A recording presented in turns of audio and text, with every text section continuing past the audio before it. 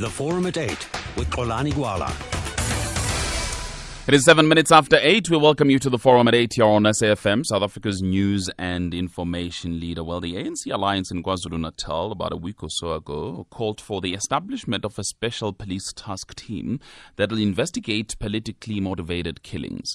And also we heard from COSATU General Secretary Zwelinzima Vavi warning that a sense of impunity around politically motivated killings could cause the phenomenon to spiral out of control. He said various political groupings could be motivated to seek revenge instead of relying on the criminal justice system, which has so far yielded a low apprehension and conviction rate. Let's talk then on the program this morning about alleged political assassinations happening around this country. Let me welcome our guest on the program. Let me start with Mr. Senzo Mkhize. He is the spokesperson for the ANC in KwaZulu-Natal. Mr. Mkhize, good morning. Good morning, Perpetua, and good morning to your listeners. Let me thank you very much for your time. Also on the line, we are joined by Mary de Haas. She is a violence monitor in KZN. Mary de Haas, good morning.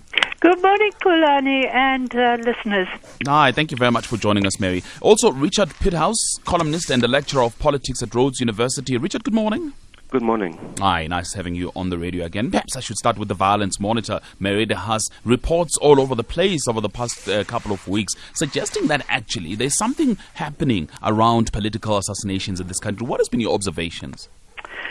Well, what's been happening in the last few years is that most of the incidents, if you look at the last national election, there were incidents between the ANC and IFP and several deaths.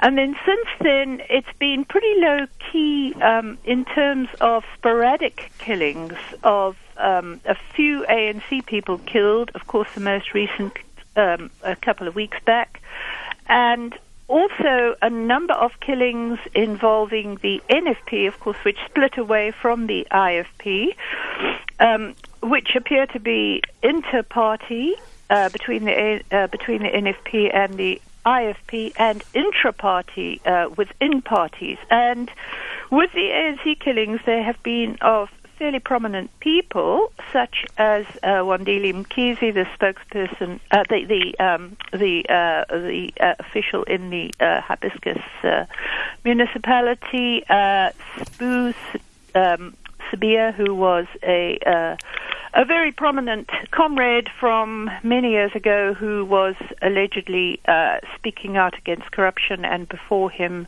another municipal councillor. And there are allegations of, particularly with Sbu Sabia, that and the other councillor, that this was possibly an intra-ANC hit because of the stance that Spear, for example, had taken against corruption. And that's really the crux of the matter. Most of these struggles and killings, and there are a lot of tensions within parties, are about positions in parties, but they're also about people who take a stand against corruption. And we saw that as well in the Northwest Province with the recently concluded case of Mos Phagwe, who also spoke out against corruption. Yeah. Indeed. Yeah, that's happened in other parts of the country too, and in Mpumalanga. All right, let's find out from Mr. Mkhize. The alliance partners in KZN have discussed this matter. What is your conclusion? Thanks, Xolani. Yes, indeed, we've discussed this matter as the alliance in KwaZulu-Natal and also as different partners of the alliance. In terms of these issues, there are a number of issues that we've looked at. For instance, whether it's true and it's correct that these killings are related to positions and corruption, or indeed are just killings of criminals hiding in our parties and things like that. But after a lengthy discussion, then we said we need a stronger and a deeper investigation on these matters. That's why, as the alliance in KwaZulu-Natal, we've ask the national minister to consider establishing the national task team to come down in KwaZulu-Natal and look at and look on these matters, not only to the ANC-related killings, but to all parties, because there are killings within also the IFP is complaining that they've lost their members.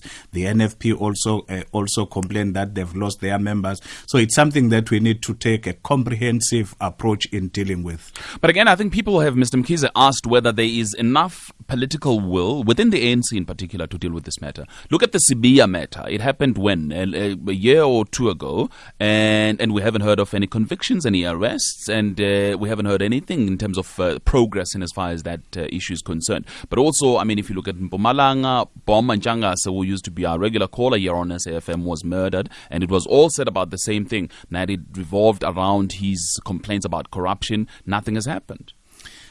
Yes, Xolani, that's true, and also that is another concern for us. But I don't think people, they expect the ANC to do investigation and apprehend and arrest people. What we can do, and even our call as the Alliance and also as the ANC, we've been asking our members to say whoever's got any information must come forward with that information, volunteer that information to the relevant law enforcement agencies to take the necessary step and the necessary action in order to arrest those people who are perpetrators. But we can't have a situation where the ANC will take an initiative and investigate and start arresting people. But we need to work with the relevant structures to do that. Let me bring in Mr. Peterhouse, because I'm wondering, Mr. Peterhouse, whether or not the strategy of asking members to come forward with the information is actually a useful strategy, given the fact that people live in fear. You never know who's going to be next. So how am I supposed to spy on other people, Mr. Peterhouse? But I'm going to come back to you, Mr. Mkhize. Okay. Yeah, Mr. Peterhouse? Precisely. I mean, in many parts of the country, and this is particularly the case in parts of KwaZulu-Natal, people live in fear of politicians, of local party structures, of BECs, of ward committees, of ward councillors.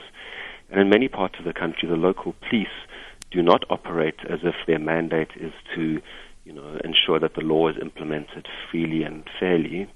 What they often do is take instructions from local political elites. So I think it's very naive to suggest that people must simply come forward and the process will unfold automatically. The reality is that's not how things happen.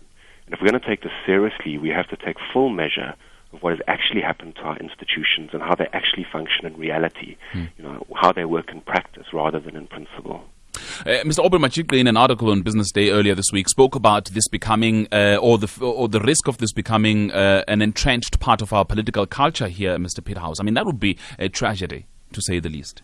Well, absolutely. I mean, it would shatter all of our democratic aspirations, and it's not impossible. I mean, you look at a country like Colombia, I mean, you look at parts of India, this can happen.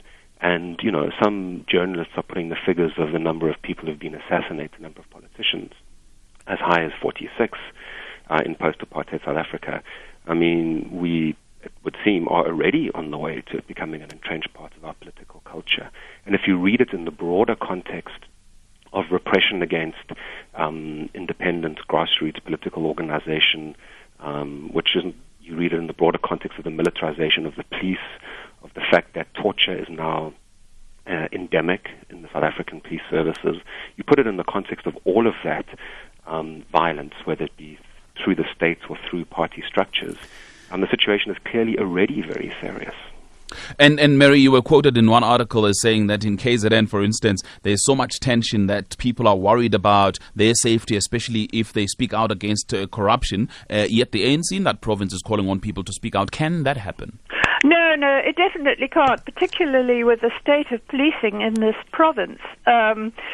In some of these cases, the police have behaved very badly, including in the case of Sbu Sibiya, and we have a huge problem with policing in this province, particularly, with policing generally. Richard's absolutely correct in what he said about the problem of militarization, of torture, and you have comrades, for example, in Pietermaritzburg who are alleging that they're speaking out against corruption, and yet the very people they say are corrupt are using the police against them to assault them, to bring trumped-up charges against them. And these are the people, the ones who are speaking out against corruption, who a few years ago were being targeted by the local IFP people, and now they're alleged that their own comrades are targeting them. And the police, I mean, that's the other problem you see. In KZN, we have a history of politicized policing, and what may be happening now is that we may, in some areas, if locals are correct, and there's quite a bit of evidence to show that the police are siding with particular councillors, for example, or particular politicians, whereas what we need, of course, is an apolitical policing, and we have no apolitical policing in this province. And I mean, you know, the call to get a national team is a very valid one, I think, provided that it is carefully selected. I mean, policing is just the absolute is in a dreadful state in this province. It's just got worse and worse and worse over the past few years. So it would be very unrealistic to expect people to come forward with information, because there's also a history here of people with information dying mysteriously. And that's that then, Mr. Mkhize, that you can't realistically expect people to raise their voices, having seen what is happening in the province and other provinces as well. Olane, that is a wrong assumption, because the information that we've forwarded to police so far, I think it's information that police can use to apprehend, especially those who were involved in the killing of Comrade Sbusbiya and Comrade Mshibe. And also that's why, as the Alliance, we thought that the information that has been forwarded to the police, then we thought we needed a national task team. Then if people, because people, they are coming forward with information, I can assure you, Xolani, with that, unfortunately, I can't divulge what kind of information that they are giving. But if they are, then why are there no convictions? If they are coming up with... That's the issue that we need that we've raised a number of occasions with the nation, the provincial commissioner in the province, to say, now we've forwarded information, people have volunteered information, then what is happening? Okay. So that's why we thought, if we get a national task team, then with the information in our disposal, then we can see some progress on these matters. But that means that you agree, though, with Mary, that perhaps there's a problem with policing in the province itself, that they may be involved in one way or the other, the police that are supposed to be investigating these crimes. We can't say that if there's information that suggests that maybe Mary is the right person, because maybe she's got that information, but also as the ANC, we've raised this issue that we are not happy with the way the police, they are handling these matters, because people are coming forward with information but we don't see any progress. So we thought the best way is to ask the national task team. But also, Polan, it's not that we are saying people, they must volunteer information and sitting doing nothing. If I can also assist, Polan, is that the Premier of KwaZulu-Natal also constituted a committee which is called the Provincial Multi-Party Political Committee, where all political parties in the province of KwaZulu-Natal, the NPA, the IEC, and other stakeholders are involved to identify the so-called hotspot areas, where this team visit these areas, try to mobilize people, and also try to educate people in terms of saying, let us expose killings, let us try also to resolve our differences in a negotiated settlement, rather than resort to fight and also violence and things like that. And this political team also has visited a number of areas, including Mjezi area and Babazane, Kwanongoma, Umsinga. There are a number of areas, and this team is headed by the the deputy chairperson of the ANC and also the MEC of Community Safety and Liaison, Comrade Willis Mchunu. And I think this team also is working very hard because is trying to assist and also convene all political parties and the leadership also to go down and talk to members of the different parties. All right, I'm going to take some calls here because there's quite a number of people already calling. Chris, for instance, in Durban. Please give me a call on 0891 104 208, 0891 104 208. Also SMS me at 34701. But let me ask this question to Richard in particular, because we've spoken about inter-party killings, intra-party killings, but there was a story in the City Press, for instance. In fact, it was a column by Professor Njabulo Ndebele. He was highlighting the death of one guy called Andile Machaya. Now, this guy was an auditor. He was strangled in a hotel in Pietermaritzburg. And the implication of the story is that this goes even beyond politics. Even people who are supposed to do their jobs, professional jobs, coming to audit whatever they are auditing. In fact, I think this was about the transport department, that they are also being targeted here because they obviously in the process will be unearthing some corruption here, Richard. Well, yes, I think that article by Professor Ndebele is really very important. I mean, it's like everything he writes, it's beautifully written and very thoughtful. And he is one of the few people in South Africa who's really prepared to engage seriously with the truth of what's going on. I mean, a lot of people are just saying the right things. They're talking about the way things are supposed to be, but they're not engaging with the reality. I mean, it's not just a question of the fact that the police are very often, as Mary so eloquently said, so politicized. It's also the case that the party, the ANC itself, is not a neutral player in these things.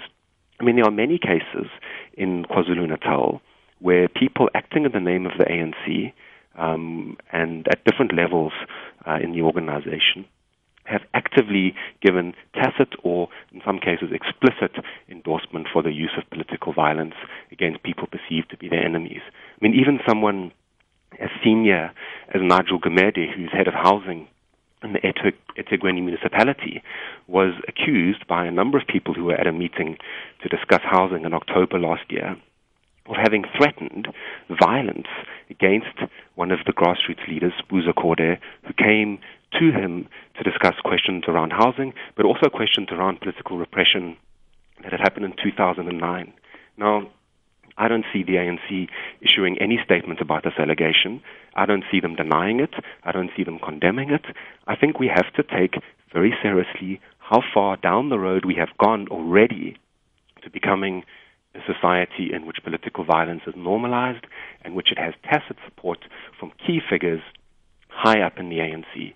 I mean, you just have to look at how in 2009, COPE supporters and supporters of the independent social movements, Abahlali Basumjondolo, were openly driven from their homes by people acting in the name of the ANC without any kind of condemnation or action against that from senior figures in the party. And I think it's really incredibly important that we have intellectuals like Professor Ndebele who are willing to face up to the reality of how far we have deviated from the commitments we made to have a democratic society. All right. The question, of course, out there is violence becoming part of our political culture in this country. What are your thoughts? Give me a call, 0891 104 208. Funani in East London, Chris in Durban, Zakele, Etabazimbi. I'll be with you in a minute.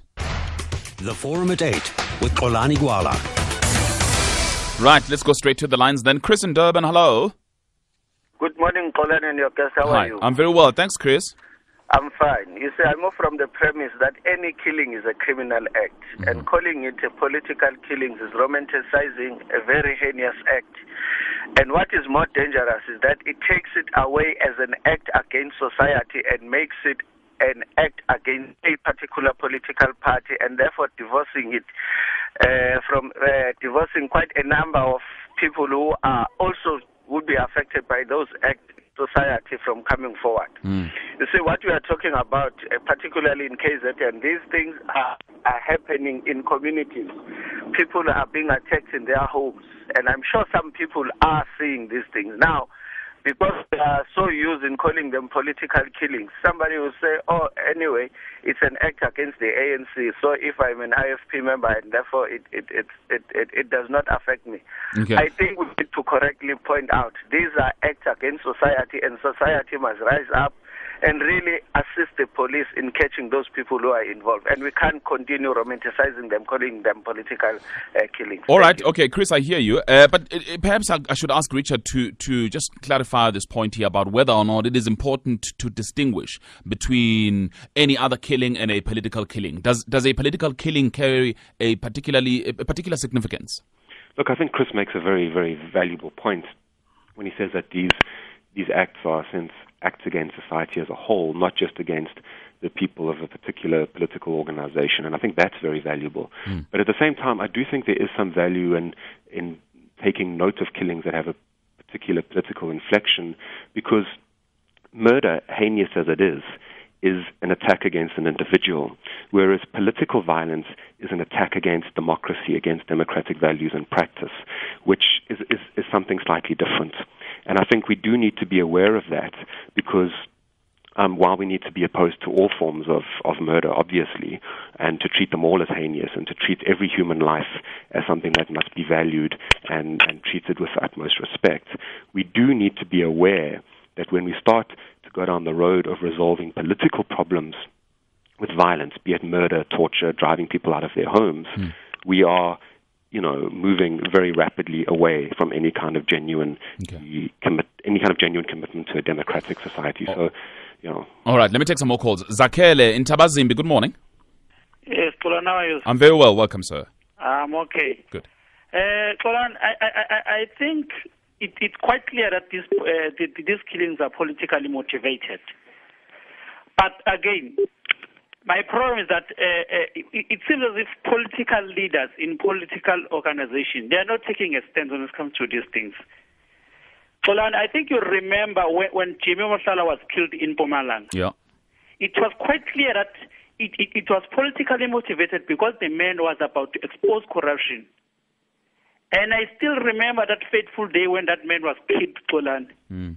One of the leaders of the ANC, the man was killed, if I still remember, it was in the morning. They issued a statement few hours later. What did the ANC said? They said this killing is a criminal matter. Why do you say that when something has never been done, no investigation has taken place, but you're issuing a statement live on national TV, no, this is a criminal matter? Again, Tolan, the issue of Moses Pokwe. The guy, you went all out to expose the people who were in corruption. He even followed Zuma in his homestead to say, Chief, this is what is happening. And there are also allegations. He called Gwedemandat so many times to say, Chief, look, there's something that is happening here. Can you please intervene? But it's not quite clear what they did with that. They should have done something. They didn't act. If they acted on the corruption at that particular time, we will have Pokwe Moke still alive today. All right. That's Zakele in Tabazimbi. Thank you very much. I'll get responses to some of the comments already made, but also take more calls. 0891 104 208, 0891 104 208. A lot of SMSs. I'll read them out for you. The Forum at 8 with Xolani Gwala. Right. Remember, here on the Forum at 8, we're talking about the issue of alleged political assassinations. And the question out there is whether or not really we're running a real risk in this country of political murders becoming an entrenched part of our political culture. That question, by the way, was posed a little earlier on by Aubrey Machikri in his column. But we would really like to get your thoughts then on this matter. What should be done here? All right. Let me read some SMSs and I'll go to the lines in a minute. There is an SMS that says, it's not that violence is becoming a political weapon. It always has been, and the ANC made it so. What was necklacing, etc.? That SMS not signed. Another one from Anthony says, so democracy is dead then when people are afraid of authorities. Makua in Durban says, ANC membership in Mpumalanga Township is only given to people related or linked to a ward councillor. Corruption is rife here. Another one says, Mr. Mkhize assumes that their view on the issue is the solution. A total display of lack of insight. Would he mumble the same if he lost his own? Another one says, your guest is just playing games. He knows what is going on. Whistleblowers are being killed. In America, UK, Japan, police are very independent, professional and sharp. In South Africa, the police are political lapdogs. What can we expect? That's Lumba. Temba in Mutaung says, it is good to see the ANC self-destruct because of the power of the rand. South Africa would be better off without this corrupt party. Brian says, it's good to expose the sad reality. As each day passes, I become more concerned and less proudly South African. Nsigana Tuntulwana says, in addition to Ms. Dehas, what she's saying about the state of policing in KZN, the witness protection program is also a big joke. That's according to Nsigana Tuntulwana. An SMS as well that says, political intolerance and scramble for resources is a major problem in KZN. Another one says, anonymous, says, here in Mpumalanga, especially in Bombela, we live in constant fear to an extent that we've remained aloof from the clique-obsessed branches. Campaign with thanks to Brett Murray should be enough is enough, Veronica says. There's also an SMS that says, what are the links between these political assassinations and organized crime? All right, I'll get my guest to broadly respond to some of these. Perhaps I should ask Mr. Mkhize to do so before I go to the lines. Mr. Mkhize? No, thanks, Colin. Firstly, we're not saying whistleblowers are not being killed. But we are saying, then let us get the relevant structures and structures with some authority to come and investigate all these matters. We even said not only political related killing, we even said even the taxi related killings, because in our understanding, we think that all of these killings, they use they utilize the reservoir of a contracted killers. So we said this task team must come and do a comprehensive and thorough investigation. And we are not saying it's the only solution to this problem. Hence, also we have said there is also a multi-part task team that is going around trying to talk to people. Then we also appreciate if other people they can make some suggestions. Then we are not saying as the ANC we've got all the solutions, but what we are saying, this is what we are doing. This is what we are suggesting to address the situation. Almost all the callers, what they are saying there is a problem with the police here in the province. Also, that means they agree with us to say, no, let us get someone or some team outside the province who will come and investigate without aligning themselves with any political parties, including the ANC. We are not saying we want people who will come and also protect the ANC. But let me ask you this, because as I understand it, Richard was saying that part of the problem is that the ANC has not publicly condemned some of the officials who threaten violence, and perhaps you wait until it's murder, because when officials threaten violence, that is the beginning of the problem that we have. In our understanding, if it's a threat, then those people, they must take that threat to the police. This is outrageous. You know, when Nigel Gamedi made that threat to Spuzo Kode, they went straight to the police. The police simply do not allow you to open cases against other police officers or against ANC politicians or even against local councillors. We need to keep the conversation on the terrain Peter, of reality, do you agree with us that the national team... Peter, do you agree with us that, or Richard, do you agree with us that that means the national team will be in a better position even to address the issues and the concern of Mr. Zigote? Yes, because, I do agree that sounds like a genuine step and something that should cautiously, but nonetheless, so the ANC is welcomed. taking. So the ANC, I don't think it's correct to say the ANC is not taking any stand, because we've discussed this matter and we've also lost members of the ANC. Yeah, but so that's why we've raised this issue with the police. Sure. That's why also we are part of this multi-party also going around areas. But we've also made this call to the national leadership to say, no, we need some intervention because we can see there is something that is going on in the province. But I think the point here is that when people throw chairs at each other at branch meetings, the ANC should take that seriously. When there are reports of guns at branch meetings, the ANC should take that seriously. The ANC mustn't wait until somebody is murdered. No, Colin. We've been suspended a number of people who've misbehaved in the ANC. Then if we want to get that information, we can give the number of list of people who've been misbehaved and also were expelled in the organization, because we are trying to bring discipline in the organization, and we can't tolerate ill discipline in the organization. Hence, we've taken a decisive action, and unfortunate part of it, it's an internal matters. We don't report those things in the media, but Kolani to assume that we're doing nothing, I don't think it is correct. Fine. But also, House? if people are challenging us to issue a statement with the names of those people who have been suspended, then we can do that, Kolani. Mr. House, one of the SMSs is talking about the witness protection program. Again, I suppose it comes back to that whole thing that if I'm not going to be protected, I'm not going to blow the whistle because I may just put my life in danger.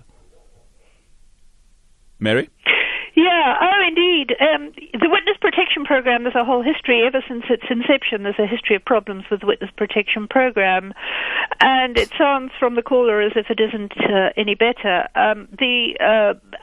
It's a general problem. There's a culture of fear of people speaking out. I mean, just to pick up on a couple of things. One of the earlier comments about people who aren't politicians being targeted, I would like to bring up the case of the brutal killing of Kevin Kunene, who is a very outstanding environmental activist up in the Richards Bay area. He was tortured by the police in the 90s. He was given refugee status in England through Amnesty International because of the severity of the problems he was facing. He came back to do his important environmental work. He was killed last month, or early this month, a few weeks ago, and he'd been working on corruption. He'd uncovered corruption in the area. So the assumption is, and this gets back to the whole question of motive, the assumption is that he was probably killed because of his work on uncovering corruption. And I mean, both Chris and Zakeli spoke about any killings being needed to be taken seriously, the whole question of assessing motives. Indeed, I mean, the point is that we need police who will take every single murder seriously, but political killings say something about society, as I think, and the state of democracy, as Richard said. And it's always an assessment. I mean, when people with political ties get killed, it could just be, for example, a jealous boyfriend or a jealous girlfriend, because everybody uses, not everybody, but not just politicians use contract killers. And you say to yourself, well, how can people go and find a killer who has a gun and the police don't know about him?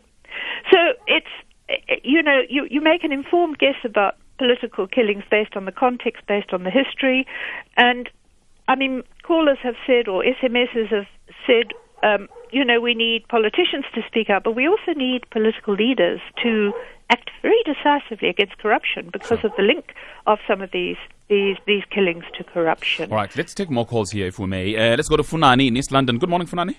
Yes, Golan, greetings to your guest. I think the first thing we must acknowledge is defeat on the part of the ANC. Your guest says they've decided to get people from outside the province. What does it mean about the people in the province? Those who are supposed to be acting there, does it mean that anywhere in the provinces where the ANC is defeated, we need to get people outside? So it means those inside are so tainted to a point where they cannot be used any further. But what I wanted to argue is the question of history, Golan. There's history here. The ANC from its front, the UDF, they started by killing members of AZAPO, and then they went on to kill members of Inkatha, members of PAC. When UDM was formed, they killed members of UDM. When COPE was formed, it suffered the same fate. Now, those organizations, we can safely argue that they've been weakened. So ANC is killing its own members, not only in the provinces mentioned, even in this province, in the Eastern Cape where I am. So my argument is, we've got a history of violence, and the history of violence has a genetic core, which is in the ANC. And there is no, you see, in medicine or in the field of health, when you have an antibiotic, you must have some kind of some kind of resistance into it. We have no resistance into this problem in the country. We need to remove ANC. That's the only solution we have as a country, so that we get a better government with better leaders, better ways of taking care of society. No, thanks, Golan. It's not true, Golan, that the violence that we had in the province of KwaZulu-Natal was the ANC killing the IFP. It was not like that. It was the violence. It was the violence from the IFP attacking the ANC and the ANC attacking the IFP. So So we took a lot of work in trying to deal with that situation, Polan. But also I don't know what the caller is talking about when he's saying the COP also, Lendo, had the same fate, because in the province of KwaZulu-Natal, I don't recall any killings that happened between the COP and the ANC. So we must not politicize this thing, because if we take the party positions, it will create a problem. Okay. What we are saying as the ANC, we are saying these killings must stop because it dent the image of the province, and also it take us back as the country. And I'm going to go. But it's not that the ANC was attacking Azapo, ANC attacking. No, I don't think it's correct. All right, let me read you this email though, and there's a couple of them. I'm going to read a lot of others a little later on, but this one comes from Hlale, who says Mos Phagwe took the matter to the police and that got him murdered. Why then is Mr. Mkhize telling us to take matters to the relevant authorities? Does he think we are fools? And that's the crux of the matter, Mr. Mkhize. Yeah, people are doing that, Polan. Yeah, but I'm saying even now this person is citing an example. No, Polan. Hlale says Mos Phagwe took the matter to the police and that got him murdered. Why then are you telling us to take matters to the relevant authorities? Do you think we're fools? Because again, people are saying, well, we go there, we report this matter, it's going to come back to you. Polan, at the moment, we are not saying we are saying there are problems within the law enforcement in the province, and also as Mary Diaz has said. But what we are saying let us get a task team, a national task team. Then that national task team, people, they can volunteer any information without it also taking to us. Sure. But Polan, can I tell you that even as the leadership of the ANC, people are volunteering information to us. Then they are not getting killed. But there are a number of ways of doing that, Polan. But that's why we are saying it's not that also we are saying we are not happy or we are disregarding the law enforcement in KwaZulu-Natal. But what we are saying we are saying this thing, it's need an intervention from a broader and the team from the national. A quick one for you, Mr. Mkhize, before I go to the lines. When people volunteer this information to you, what do they say? What do they say is behind these killings? Polan, we normally take this information to the police to work on it, but also where we can see that maybe it's need our intervention as the leadership, we do that intervention. But I don't think it will be correct to say this information, not to divulge the information here. But Polan, people do. But is it corruption related? There are some allegations that this is corrupt related, and also there are allegations that this is about struggle of position and things like that. And also there are other allegations that no, it's a pure criminal matter without any political allegation. That's why we are saying we need a relevant structure that will test this information and act based on the information. All right, let's hear from Sanele in Cape Town. Hello, Sanel. How are you? Yeah, welcome. As the loss of a human being inflicts enormously or an enormous grief, upon the individuals close to the victim, as well as the fact that the commission of a murder is highly detrimental to the good order within society. Among ordinary citizens, you have thugs killing people who go to work across the Republic. Policemen have been killed big time here. So crime does not have to actually be labeled politically. We have different kinds of killings that have been happening in the Republic. Now I'm very much confused as to which one, amongst these killings warrants a discussion. Thank you. Sanel in Cape Town is gone, but I suppose, Mr. Mkhize will respond to you in a minute. But let me take Wally in Durban also. Wally, good morning. Good morning, Tolani. Hi, welcome, Wally. Thank you. I'm phoning connection with my friend Kevin Kunene, who Mary mentioned was killed recently near Richards Bay. And, the matter is now going to court. But I really believe that we have an opportunity for the authorities to make sure that his case is correctly pursued and solved. Because unless Kevin's killer is found and punished accordingly, this kind of problem is going to continue. I lost friends also in the 80s and 90s who were murdered ostensibly for political reasons. But the problem is that we have created a culture where it is considered normal in our society to allow these things to happen and for the culprits not to be punished. And that has to be dealt with at a political level. And I really just hear words going around in circles. We are not getting to the crux of the matter, and that is that there are corrupt people in the police system who need to be removed by our political leaders. Okay. Wally is in Durban. I'll take more calls, 0891 104 208. I'll also look at your emails and SMSs in a minute. The Forum at 8 with Xolani Gwala. Some emails for you. There's one from Opa Tsasanyana in Sebokeng who says, this kind of killing, in fact, these kinds of killings are everywhere in this country. I have also just been threatened with one by my party councillor for being vocal and questioning some of the party internal issues. I'm waiting for the trigger to be pulled on me. That's an email from Opa Tsasanyana in Sebokeng. Quite dramatic indeed. Also, another email has come through from Vugani Nkosi Matigwe. It's extremely unfortunate that political killings are so rampant in KZN. Politicians want to eat using corrupt methods, and those who are perceived to pose threat to this selfish wealth accumulation measures are then purged eternally. As for violence in political formations, precisely on the branch levels, has been displayed and manifested itself for a long time I can remember. In fact, politics in South Africa can be likened to taxi industry as far as violence is concerned. That's Fugani Ematigwe. Another email comes through from Mr. Boza, who says, democracy is not a religious or spiritual phenomenon. It requires effective and efficient governance. There is corruption, which is a byproduct of democracy and capitalism, and corruption, which is a byproduct of dictatorship. All political systems and actors are highly capable of corruption. Spew in Pretoria sent us that particular email. Another one from Mandla Sitole. It says, good morning to you and your guests. Honestly speaking, SAPS is ineffective in political corruption and or positional motivated cases, especially where these cases involve a political party. Whistleblowers are killed, and how can one come up with the information?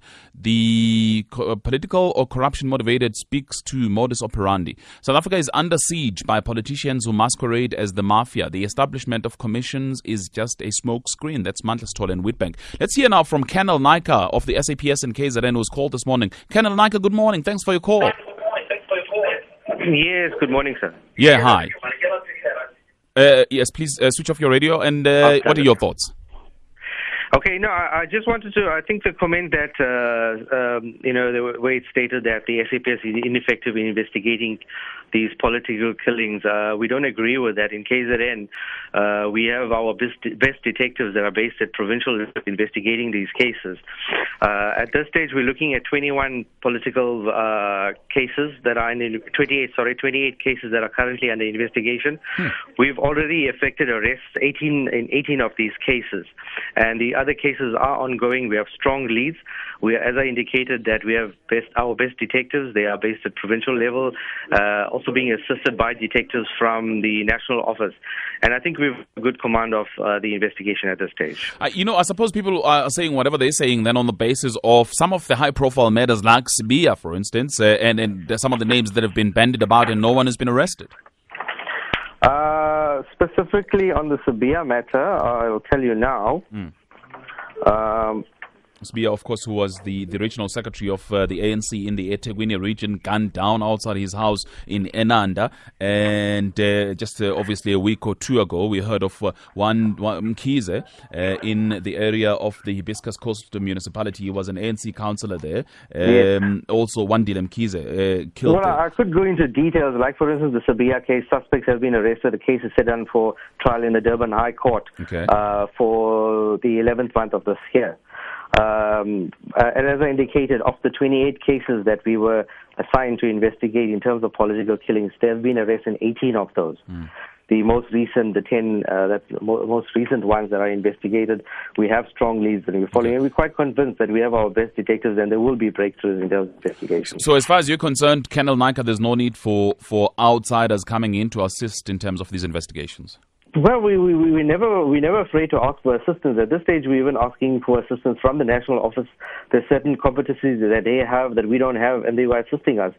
So we're never afraid to ask for assistance. But the point also that was made by Mr. Mkhize in my Durban studios, there was that sometimes even the ANC itself gets information, they take it to the police, but nothing happens.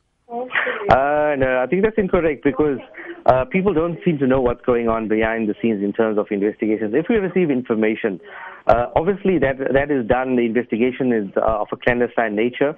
We don't publicize details of our investigation in the media until we have effective arrests. Some of these investigations are time-consuming. As I said, they require a lot of resources. So, obviously arrests are not effective immediately, but the whole aim of our investigations is to investigate first and then make an arrest, not arrest and investigate afterwards. Colonel Naika, thank you for your call, SAPS and KZN. Merida House, do you want to respond, perhaps wrapping up as well? Yeah, indeed. Look, I stand by what I said about the appalling state of policing, including detective services in this province. Yes, there are some good detectives. I don't deny that. The problem is that people don't trust them because they don't know where they stand politically. There are arrests. The police will often say we've made so many arrests, but then it peters out. I mean, in the Spoosabia case, there is a theory that if anybody is convicted, it will be some minor hitman. And this has been a history of what's been happening politically in this province. We should be looking at preventive measures. For example, there were 2 men shot dead, NFP supporters in Umlazi, in the hostel area. They were shot in the head, which is execution style. Now, why are trained killers running rampant in a township with access to guns? We should be looking at the preventive part, and I still believe, and I agree here with Mr. Mkhize of the ANC, that in any political killing, it is better to have outsiders from a completely different part of the country who will not be associated, who people will have more confidence in. That's an old thing. It goes right back to the days of the conflict in the 80s and 90s. That it was always better to get police with credible track records from elsewhere in the province or country. Richard, your last comments, please. Look, Colonel Naika is not telling the truth about the way the police operate in Durban. They chase people out of police stations if they want to raise issues about political violence from local party structures. They harass people. They torture people. They write fraudulent statements for witnesses that they take to court, that get them torn apart in court. The police are fundamentally politicized. They're fundamentally corrupt. They're habitually brutal. I'm not saying they're not good officers. I'm not even saying they're not good stations. But until we face up to the reality of the fact that the police themselves are very often a threat to society and democracy, and the same is very often true of the party, the ANC, at all levels, we're not going to be engaging with this question in terms of reality, and we're not going to get anywhere in terms of actually solving it. Mr. Mkhize, very briefly. Xolani, I think most of the callers, what they are saying, they are agreeing with us to say it's not only political-related killings, but also even the killings within the taxi industry need some intervention, because we believe that all these killings use a reservoir of contracted killers. If we are not dealing with that, that means we are not making any dent to this heinous crime that is continuing in our society. I've got to thank you all for coming through, talking to us this morning. Senzo Mkhize speaks on behalf of the ANC in KwaZulu-Natal, Merida House, violence monitor in that province, as well as Richard Pithouse, a columnist and a lecturer in politics at Rhodes University. I thank you all. I thank the team as well who put it all together for us this day. We'll be back for you tomorrow, 6 to 9 here on SAFM. It's time now for Morning Talk. SAFM, it's time now for Morning Talk. SAFM, it's time now for Morning Talk. SAFM, it's time now for Morning Talk.